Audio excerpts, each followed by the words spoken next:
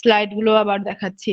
যে স্প্রেডিং এর সংজ্ঞা জেনেছি, পারপাস জেনেছি, রিকোয়ারমেন্টস গুলো সবগুলো ডিটেলস এ জেনেছি, দেন জেনেছি হচ্ছে টাইপস অফ ফ্যাব্রিক লে। ঠিক আছে, টাইপস অফ ফ্যাব্রিক লে।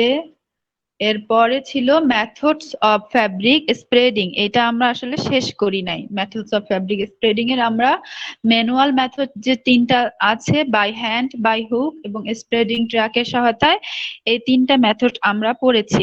তো তোমাদের এখানে একটু বুঝতে অসুবিধা হতে পারে, যেমন কারণ এখানে আমি কোনো চিত্র দিতে পারি নাই, চিত্র ছিল না, তাই হয়তো তোমাদের স্প্রেডিং যেটা স্প্রেডিং ট্র্যাকের সাহায্যে সেটা হয়তো তোমাদের একটুখানি অসুবিধা হতে পারে। তো আমি ভিডিও দেখেছি, কয়েকটা ভিডিও ইউটিউবে আছে, তো আমি ভিডিওটা নেক্সট কোনো একদিন তোমাদেরকে দেখাই দিব। ঠিক আছে, টপিকের শেষে। আজকে আমরা যে বিষয়টা আলোচনা করব সেটা হচ্ছে মেকানিক্যাল মেথড বা যান্ত্রিক যে পদ্ধতি আছে সেই পদ্ধতিটা। তো যান্ত্রিক পদ্ধতিতে কাপড় বিছানোর জন্য যেই দুইটা পদ্ধতি আছে, সেই দুইটা পদ্ধতির একটা হলো সেমি অটোমেটিক আর একটা হলো ফুললি অটোমেটিক পদ্ধতি বা ফুল অটোমেটিক পদ্ধতি। ঠিক আছে, প্রথমেই সেমি অটোমেটিক যে পদ্ধতিটা আছে, সেমি অটোমেটিক পদ্ধতিটা সম্পর্কে আমি আলোচনা করব। এখানে দেখো সেমি অটোমেটিক পদ্ধতির মানে একটা স্প্রেডিং মেশিন দেখা যাচ্ছে, যেটা হচ্ছে সেমি অটোমেটিক স্প্রেডিং মেশিন। এই মেশিনটা আসলে দুইটা গতির সাহায্যে কাজ করে, একটা হচ্ছে বৈদ্যুতিক এবং আরেকটা হচ্ছে যান্ত্রিক, এই দুইটা গতির সাহায্যে কাজ করে। তো ঠিক আছে, তোমরা চিত্রটা একটু দেখো, তারপর আমি মানে তোমাদেরকে হচ্ছে পরের স্লাইডে চলে যাচ্ছি। পরের স্লাইডে দেখো এখানে কি বলা হয়েছে, in case of semi automatic fabric spread method, অর্থাৎ সেমি অটোমেটিক ফ্যাব্রিক স্প্রেডিং মেথডের ক্ষেত্রে spread machine is run on the rail. Spread মেশিনটা হচ্ছে রেইলের, দুইটা রেল থাকে, মানে স্প্রেডিং টেবিলের দুই পৃষ্ঠ মানে দুই ধারে দুইটা রেল থাকে, যে নির্দিষ্ট পথে যাতায়াত করে। ঠিক আছে, এই কথাটা এখানে বলা হয়েছে যে spreading machine is run on the rail which are placed at two side of fabric spreading table surface and operated by motor. মানে এটা মোটরের সাহায্যে চালনা করা হয় বা অপারেটেড করা হয়। আর মেশিনটা কিভাবে থাকে আমি চিত্রটা তোমাদের আর একবার দেখাচ্ছি, যে দেখো দুই পাশে দুটা রেইলের মতো মানে আছে, যেটার মধ্যে এই মেশিনটা সেই নির্দিষ্ট পথে স্প্রেডিং টেবিলের এক পাশ থেকে আরেক পাশে মুভমেন্ট বা যাতায়াত করতে পারে। ঠিক আছে, আর একটা কি বলা হচ্ছে, fabric roll is set in a predetermined place, অর্থাৎ ফ্যাব্রিক রোলটাকে নির্দিষ্ট স্থানে মেশিনের মধ্যে স্থাপন করা হয়। দেন কি করা হয়, and machine is run from one side to another side of table, মানে এক সাইড থেকে আরেক সাইড টেবিলের মানে এক পাশ থেকে এক সাইড থেকে আরেক সাইডে রান করে এবং ফ্যাব্রিকের লে তৈরি করতে থাকে। এবং এক্ষেত্রে যে গতির সাহায্যে তোমার হচ্ছে মেশিনটা চলাচল করে, সেটা হচ্ছে বৈদ্যুতিক এবং যান্ত্রিক গতি এখানে কাজ করে থাকে। ঠিক আছে, বুঝতে পেরেছো কথাটা? এরপরে আমরা চলে আসব তোমার হচ্ছে semi automatic machine spreading machine যদি আমরা ইউজ করব, এটার কিছু সুবিধা এবং অসুবিধা আছে। আচ্ছা ম্যাম, একজন জয়েন রিকোয়েস্ট করছে, জয়েন রিকোয়েস্ট করলে আমি তো একসেপ্ট করছি, আবার একটু পাঠাতে বলো। এর সুবিধাগুলো কি? সুবিধাগুলো হচ্ছে এখানে বলা হচ্ছে the maximum fabric with which can be handled is normally 2 metre. সাধারণত 2 মিটার, মনে করো যে ফ্যাব্রিকের উইথ যদি মানে প্রস্থ যদি 2 মিটার হয়, সে 2 মিটার পর্যন্ত ফ্যাব্রিকের প্রস্থ থাকলে এটা নর্মালি বিছানো যায়। কিন্তু অনেক সময় এক্সট্রা ওয়াইড মানে যদি মেশিনের উইথটা বেশি থাকে, তাহলে এই মেশিনের সাহায্যে 3 মিটার প্রস্থ পর্যন্ত কাপড় বেছানো যায়। অর্থাৎ সাধারণত এই মেশিনটার সাহায্যে আমরা 2 মিটার ফ্যাব্রিকের উইথ হলে আমরা বিছাতে পারবো, কিন্তু মেশিনটা যদি এক্সট্রা ওয়াইড হয়, অর্থাৎ মেশিনের প্রস্থটা যদি বেশি আমরা এক্সট্রা ওয়াইড নিতে পারি, তাহলে সেক্ষেত্রে 3 মিটার পর্যন্ত মানে প্রস্থওয়ালা ফ্যাব্রিক আমরা বেছাতে পারবো এই মেশিনের সাথে। এটা হচ্ছে এই মেশিনটার একটা সুবিধা। ঠিক আছে, নেক্সট সুবিধাটা কি বলছে, অটো প্লাই কাটিং ডিভাইস।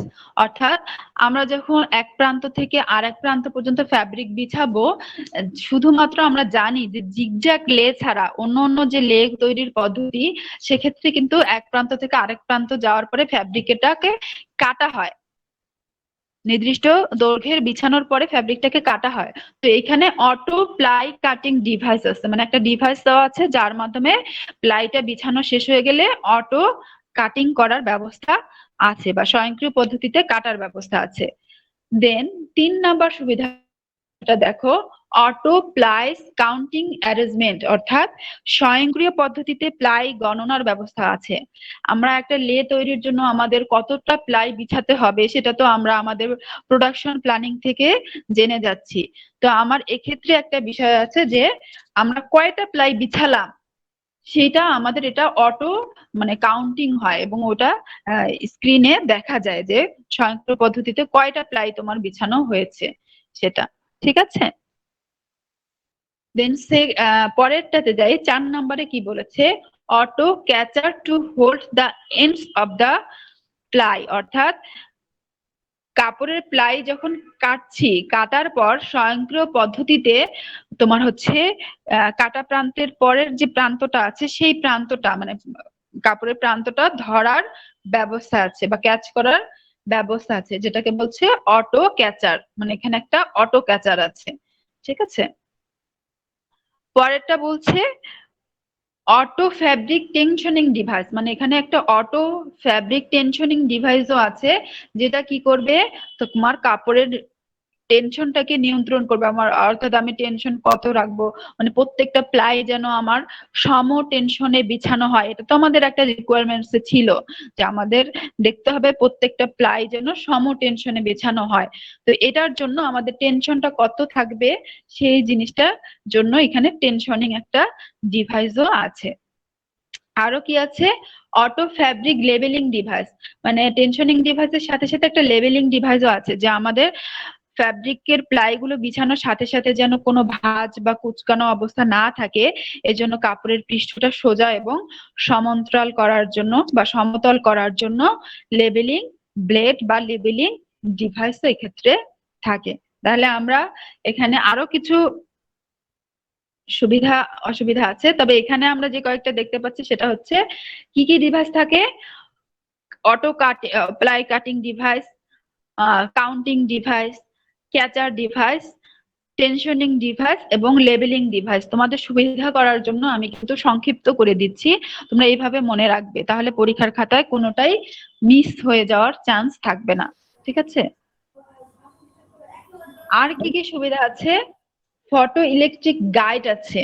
এই ফটো ইলেকট্রিক গাইডের কাজ কি, ফর সেলভেজ অ্যালাইনমেন্ট, আমার মানে সেলভেজ বা প্রান্তটাকে অ্যালাইনমেন্ট করার জন্য ফটো ইলেকট্রিক গাইড আছে। ফ্যাব্রিক ফল্ট ডিটেক্টর, মানে এক্ষেত্রে আরেকটা তোমার হচ্ছে লাইট সেন্সিটিভ বা লাইট ইন্সপেকশন লাইট আছে, যেটা দ্বারা কি করা যায় যে আমরা যখন ফ্যাব্রিকটা বিছাচ্ছি, বেছানোর সময় যদি আমরা ফ্যাব্রিকের মধ্যে কোনো ধরনের ত্রুটি পাই, তাহলে সেই ত্রুটিটা চিহ্নিত করার জন্য ইন্সপেকশন লাইট আছে, যেটাকে আমরা বলছি ফল্ট ডিটেক্টর। ওকে, বুঝতে পেরেছো, বোঝা যাচ্ছে কিনা? এরপরে আছে কি বলেছে, এ platform is provide on which operator stands. এখন এই ধরনের মেশিনে আরেকটা সুবিধা হলো যে এইখানে একটা প্ল্যাটফর্ম আছে, যেই প্ল্যাটফর্মে তোমার হচ্ছে অপারেটরের জন্য বসার ব্যবস্থা আছে।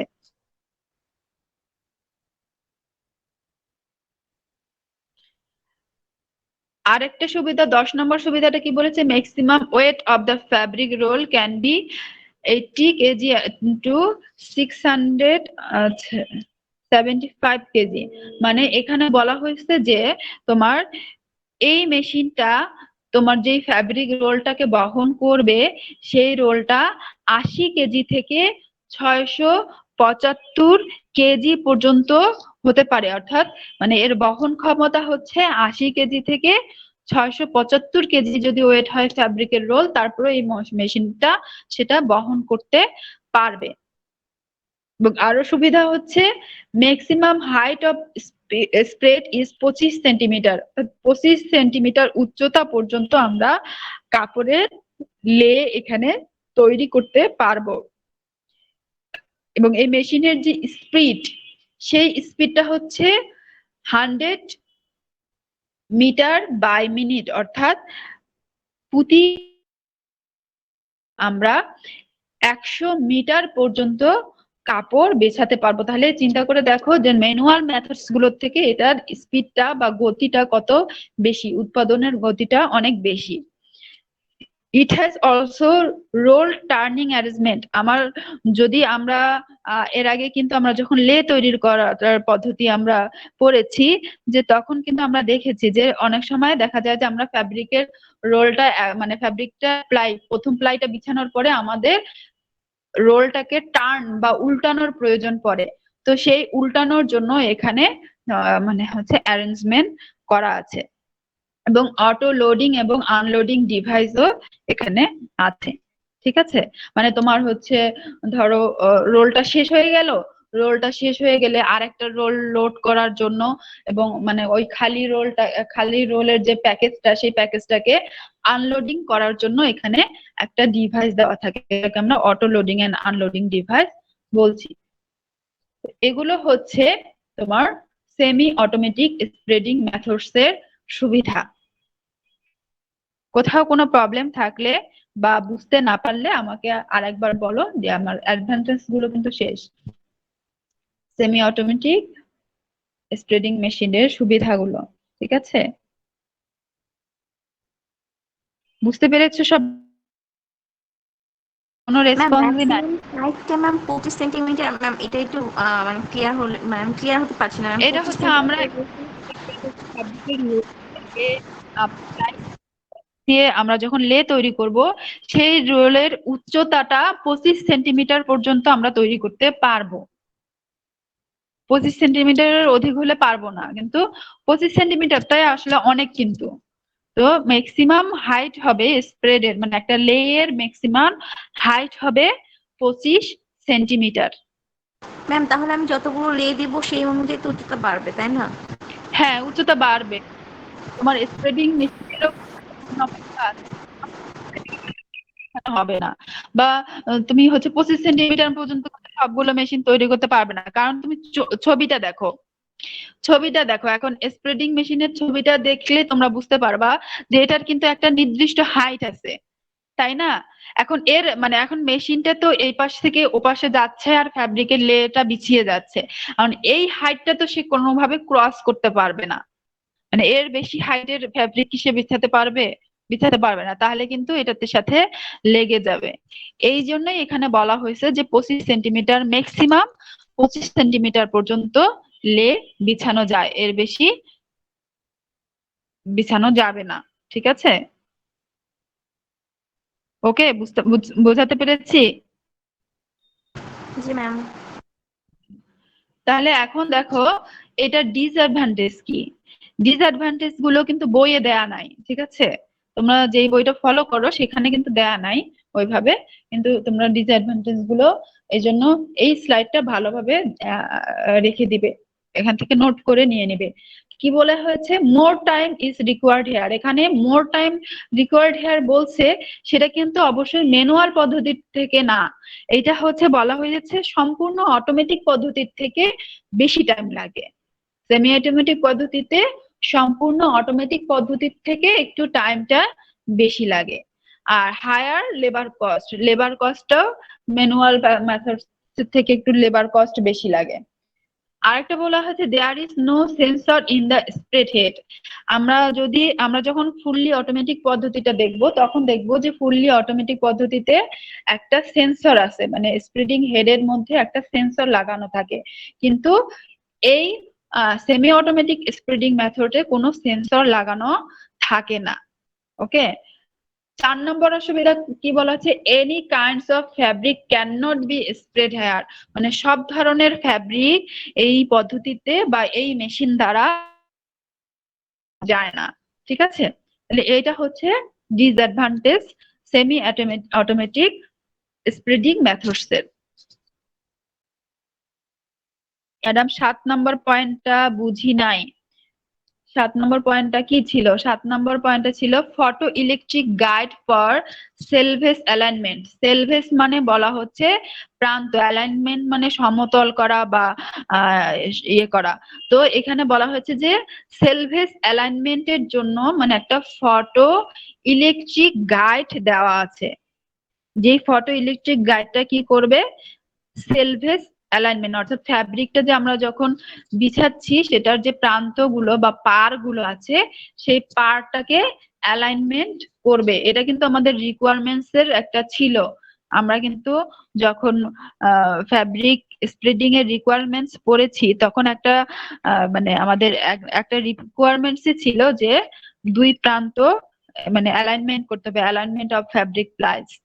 তো সেইটা হচ্ছে এই সেমি অটোমেটিক পদ্ধতি দিয়ে করা যায়, এবং এটার জন্য এই ক্ষেত্রে যে মেশিনটা থাকে বা যে যন্ত্রাংশটা থাকে সেটা হচ্ছে ফটো ইলেকট্রিক গাইড। ঠিক আছে, বুঝতে পেরেছো? তাহলে ম্যাম, হ্যাঁ বলো। অসুবিধার মধ্যে যে সব ধরনের ফ্যাব্রিক স্প্রেড করা যায় না, হ্যাঁ, এইখানে ম্যাম মানে নির্দিষ্ট কোনো ফ্যাব্রিক উল্লেখ আছে যে এই না ধরনের ফ্যাব্রিক ওই শুধু করা ধরনের যায়? কোনো মানে উল্লেখ নাই। ঠিক আছে, তো ঠিক আছে, এরপরে আমরা চলে যাই হচ্ছে ফুললি অটোমেটিক পদ্ধতি। দেখো ফুললি অটোমেটিক পদ্ধতির মেশিনটা আসলে মানে সম্পূর্ণ তোমার হচ্ছে ফুল অটোমেটিক যে স্প্রেডিং মেশিনটা সেটা আসলে সেমি অটোমেটিক স্প্রেডিং মেশিনের একটা উন্নত সংস্করণ। মানে আমরা সেমি অটোমেটিক মেশিনে যে ধরনের অসুবিধাগুলো বা যে প্রবলেম গুলো পাই সেই প্রবলেম গুলোর উন্নত সংস্করণ করে যে মেশিনটা করা হয়েছে সেটা হচ্ছে ফুল অটোমেটিক বা সম্পূর্ণ অটোমেটিক স্প্রেডিং মেশিন। এখানে সেমি অটোমেটিক স্প্রেডিং মেশিনের যে সকল সুবিধা আছে বা যে সকল বিষয় আছে সব সুবিধাগুলো এখানে পাবা, তার মধ্যে আরো কিছু অতিরিক্ত সুবিধা পাবা। কারণ কি, এখানে এই ফুললি অটোমেটিক পদ্ধতিটা আসলে রোবট এবং মাইক্রো প্রসেসরের সাহায্যে নিয়ন্ত্রণ করা হয়, অর্থাৎ কম্পিউটারাইজড পদ্ধতি। এটা একটা কম্পিউটারাইজড পদ্ধতি। এই ক্ষেত্রে কিন্তু আমি তোমাদের একটা জিনিস আগেই বলে দেই, আমরা যখন মাস্টার্সে যাব বা তখন আমাদের আরেকটা টপিক থাকবে, সেটা হচ্ছে তোমার হচ্ছে কম্পিউটারাইজড পদ্ধতি। তোমার হচ্ছে সেটা মূলত ডিজাইনের উপরে, ক্যাড এবং ক্যামের উপরে। কিন্তু তাছাড়াও কিন্তু এখানে আমরা আরেকটা জিনিস দেখতে পাচ্ছি যে আমরা মানে ফ্যাব্রিক বিছানোর ক্ষেত্রেও কিন্তু কম্পিউটারাইজড মানে ফুল কম্পিউটারাইজড পদ্ধতি ইউজ করা হচ্ছে। তো ঠিক আছে, মানে এরকম প্রশ্ন আসে একটা যে বস্ত্রশিল্পে কম্পিউটার পদ্ধতির প্রয়োগ দেখাও বা এরকম বিষয়গুলো যদি এরকম প্রশ্ন কখনো আসে, তো তাহলে আমরা কিন্তু এটাও বলতে পারবো যে ফ্যাব্রিক স্প্রেডিং এও কিন্তু আমরা ফুল হচ্ছে কম্পিউটার পদ্ধতি ইউজ করছি। দেখো ফুল অটোমেটিক স্প্রেডিং মেশিনে আমি যা বলছি এখানে সেটাই দেয়া আছে, যে আমি যেটা বলেছি যে is the improvement of semi automatic spreading machine, lot of advantage আছে, এবং মানে তোমার হচ্ছে সেমি অটোমেটিকের যে অ্যাডভান্টেজ গুলো আমরা পাই সেগুলোর বাদ দিয়েও আরো কিছু এক্সট্রা অ্যাডভান্টেজ আমরা এখানে পাই, এবং এটা অপারেট করা হয় কি দিয়ে, মাইক্রো প্রসেসর এবং রোবটের মাধ্যমে। ওকে, তাহলে এটার আমরা এখন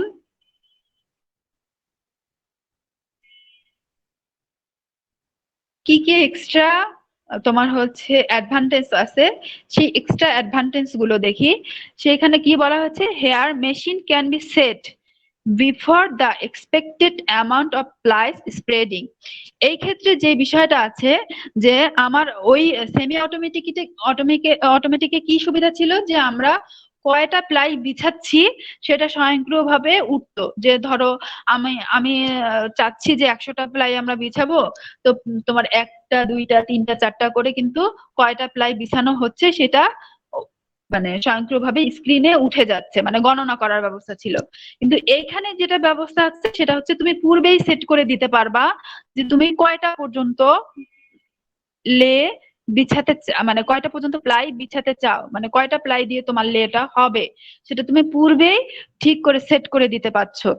তোমার এটা হচ্ছে ফুল অটোমেটিক এর একটা সুবিধা। এবং after completing fabric spreading will stop automatically and give a signal. তুমি ধরো বলে দিলা যে সেট করে দিলা যে তুমি 50টা প্লাই বিছাতে চাও, একটা দিয়ে একটা লে তৈরি করতে চাও। তোমার মানে যন্ত্রের মধ্যে বা মেশিনের মাধ্যমে তুমি প্রথমেই সেট করে দিলা 50। তাহলে এটা কি করবে, 50টা যখন বিছানো হয়ে যাবে তখন মেশিনটা অটোমেটিক্যালি স্টপ হয়ে যাবে, বন্ধ হয়ে যাবে এবং তোমাকে একটা সিগন্যাল দিবে। ঠিক আছে, এটা একটা সুবিধা। পরের সুবিধাটা কি বলছে দেখো, বাই ইউজিং রোবোটিং সিস্টেম, যেহেতু এখানে রোবোটিং পদ্ধতি ব্যবহার করা হচ্ছে, it will automatically come to the end of the table and set another roll in the spreading head when spreading of each roll is finished। অর্থাৎ রোবোটিং সিস্টেমের কারণে এখানে যেটা ঘটবে সেটা হচ্ছে, ধরো তোমার বিছাতে বিছাতে তুমি 50টা সেট করে দিয়েছো, কিন্তু 25টা বা 30টার পরে তোমার হচ্ছে মানে মানে একটা যে রোলটা দিয়েছো সেই রোলটা দিয়ে তোমার হচ্ছে 30টা শেষ হওয়ার পরে তোমার হচ্ছে বন্ধ হয়ে গেছে, মানে ফ্যাব্রিকটা শেষ হয়ে গেছে, ওই রোলটা শেষ হয়ে গেছে, খালি হয়ে গেছে।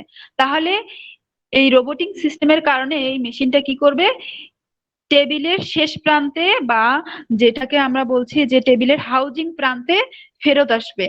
ফেরত এসে সে মনে করো যে খালি যে প্যাকেজটা ছিল সেই খালি প্যাকেজটা বা রোলটা সে হচ্ছে রেখে নতুন একটা রোল মানে মানে অটোমেটিক্যালি নতুন একটা রোল সেট করে তোমার হচ্ছে আবার পূর্বের স্থানে যেয়ে ফ্যাব্রিকটা বিছাতে থাকবে।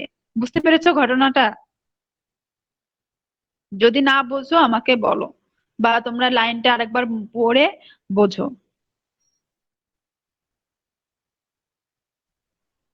জি ম্যাম, বুঝেছি। আচ্ছা, এবং এখানে আরেকটা সে কি করবে, ইট ইজ অটোমেটিক্যালি স্প্লাইসড, মানে এখানে যখন মনে করো যে যেখানে শেষ হয়ে গেছে, এখন ধরো 30টা যদি সে 30টা প্লাই বিছানোর পরে যদি শেষ হয়, তাহলে সে মনে করো যে পূর্বের মানে শুরুর প্রান্ত থেকে আবার বিছানো শুরু করবে।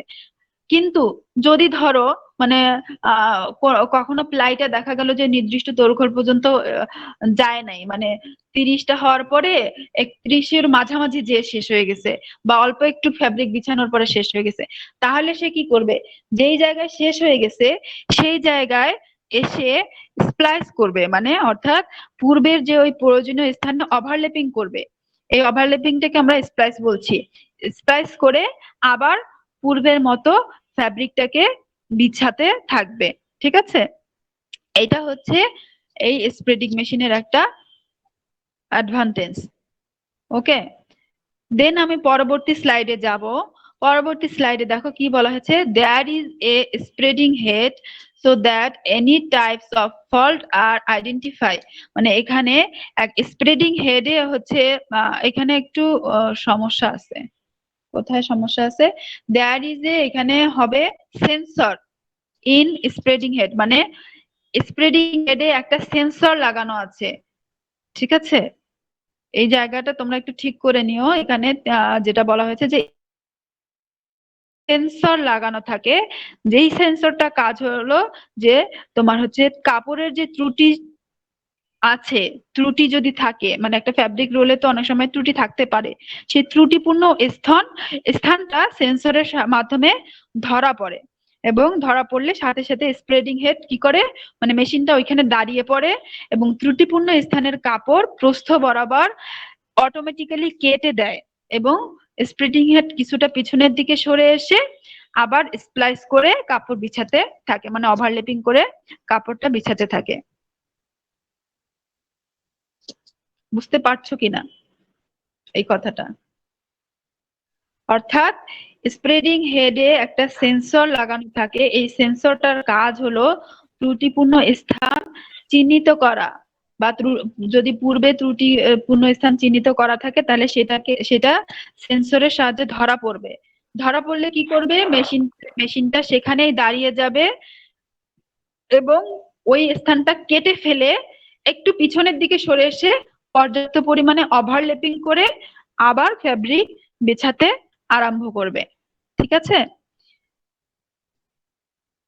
6 নম্বর পয়েন্ট দেখো কি বলা হচ্ছে, any kinds of fabric can be spread by using this machine.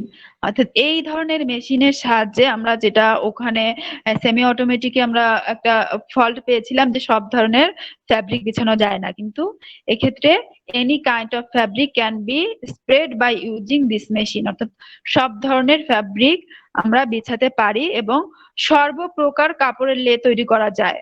Any kinds of লে মানে আমরা যে ধরনের লে গুলো পড়েছি প্রত্যেকটা লেই এই পদ্ধতিতে আমরা তৈরি করতে পারি। আরো একটা সুবিধা হচ্ছে less time is needed here for fabric spreading, মানে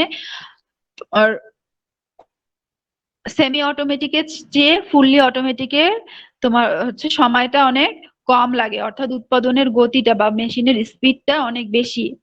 also is need less labour cost, মানে সেমি অটোমেটিকের থেকে লেবার কস্টও কম লাগে। ঠিক আছে,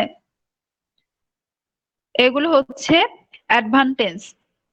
এবার আমরা ফুল অটোমেটিক মেশিনের ডিসঅ্যাডভান্টেজ গুলো দেখবো। ডিসঅ্যাডভান্টেজ আসলে এখানে তেমন কোনো ডিসঅ্যাডভান্টেজ নাই, এটা কি বলা হচ্ছে, ইট ইজ ভেরি এক্সপেন্সিভ, মানে এটা হচ্ছে মানে দাম, মেশিনের দাম, ফুল অটোমেটিক মেশিনের দামটা একটু বেশি। এর জন্য তোমার হচ্ছে ক্যাপিটাল ইনভেস্টমেন্ট, মানে তোমার প্রাথমিকভাবে মূলধনটা বেশি লাগে। আর skillful operator is needed to operate this type of machine. যদিও এখানে অপারেটরের কোনো কাজ নাই, অপারেটরের কাজ হচ্ছে সবকিছু সেট করে দেওয়া, মেশিন অটোমেটিক্যালি মানে ফ্যাব্রিক স্প্রেড করতে থাকবে, কিন্তু এক্ষেত্রে এই সেটিং করে দেওয়ার জন্য বা এটাকে হ্যান্ডেল করার জন্য স্কিলফুল অপারেটরের প্রয়োজন পড়ে। ঠিক আছে, এটা হচ্ছে ডিসঅ্যাডভান্টেজ।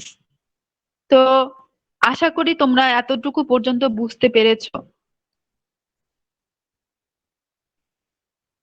আমি কি আজকে আরো আগাবো, নাকি তোমাদের এখানে কোনো প্রবলেম থাকলে তোমরা সেটা আলোচনা করে দেব? আমাদের এখানে এই টপিকের মধ্যে আরো দুইটা জিনিস বাকি আছে, টাইপ অফ স্প্লাইস আর একটা হচ্ছে তোমার মানে স্প্লাইস কি। এতক্ষণ পর্যন্ত তোমরা অনেক স্প্লাইস কথাটা শুনেছো, তো স্প্লাইস কি, স্প্লাইসের প্রকারভেদ, এটা বাকি আছে। আর একটা বাকি আছে টাইপস অফ ফ্যাব্রিক প্যাকেজ, মানে কাপড়ের মোড়কের প্রকারভেদ। মানে আমরা এতক্ষণ ধরে তো অনেক প্যাকেজ করলাম, তো সেই প্যাকেজ গুলো কেমন হয় সেগুলো মানে এটা বাকি আছে। কিন্তু আমি কি এটা শুরু করলে আমি মনে হয় না শেষ করতে পারবো না তোমাদের ম্যাম, টাইমের শুরু মধ্যে। করে আমরা পড়া শেষ করতে পারবো না। বুঝি নাই ম্যাম, শুরু কি? না করলে ভালো হয়। আচ্ছা, ঠিক আছে, তাহলে আমিও শুরু করতে চাচ্ছি না, কারণ শুরু করলে আমি এটা শেষ করতে পারবো না, আর একই দিনে তোমাদের উপরেও চাপ পড়বে বেশি। আমি কিন্তু খুব অল্প অল্প করেই লাগাচ্ছি, কারণ সিলেবাস আমাদের মোটামুটি অনেকখানি। আমরা বোধহয় 50%, মানে আমরা যদি কাটিং পর্যন্ত পড়ি আমাদের 50% পর্যন্ত পড়া হয়ে যাবে। 50% না, তারও বেশি, 60-70% পর্যন্ত পড়া হয়ে যাবে। তো বাকিটুকু খুব অল্প পড়া থাকবে আমাদের। এজন্য হচ্ছে আমিও কম করেই আগাচ্ছি। তো তোমাদের কোনো অসুবিধা হচ্ছে না তো? অবশ্য একেবারে কম করেও আগাচ্ছি না, আমি একটু হয়তো ফাস্ট পড়াচ্ছি, এর জন্য হয়তো তোমাদের টাইমের আগে শেষ হয়ে যাচ্ছে। কোথাও কোনো অসুবিধা থাকলে তোমরা বলতে পারো আমাকে, আর অসুবিধা না থাকলে আজকে এই পর্যন্তই। ম্যাম, অনেক বলো। আগের একটা পড়া থেকে একটা কোশ্চেন ছিল যে প্যাটার্ন থেকে। হ্যাঁ, প্যাটার্ন থেকে কি বলো তো? ম্যাম, ব্লক প্যাটার্ন আর প্রোডাকশন প্যাটার্নের পার্থক্যটা ঠিকভাবে লিখতে পারছি না, মানে বুঝাতে পারছি না এই কোশ্চেনটা। ব্লক প্যাটার্ন ব্লক জি ম্যাম। প্যাটার্ন এবং প্রোডাকশন প্রোডাকশন প্যাটার্ন। আচ্ছা, ব্লক প্যাটার্ন এবং প্রোডাকশন প্যাটার্ন কি সেটা বুঝতে পারছো তো? জি ম্যাম, বুঝতে পেরেছি, কিন্তু ওইভাবে পার্থক্যটা না গুছিয়ে লিখতে পারছি না। আচ্ছা ঠিক আছে, তাহলে আমি নেক্সট ক্লাসে যদি তোমাদের দেখাতে পারি ব্লক প্যাটার্ন এবং প্রোডাকশন প্যাটার্নের পার্থক্য তাহলে দেখাবো। ঠিক জি, আছে? Thank you ma'am. আচ্ছা।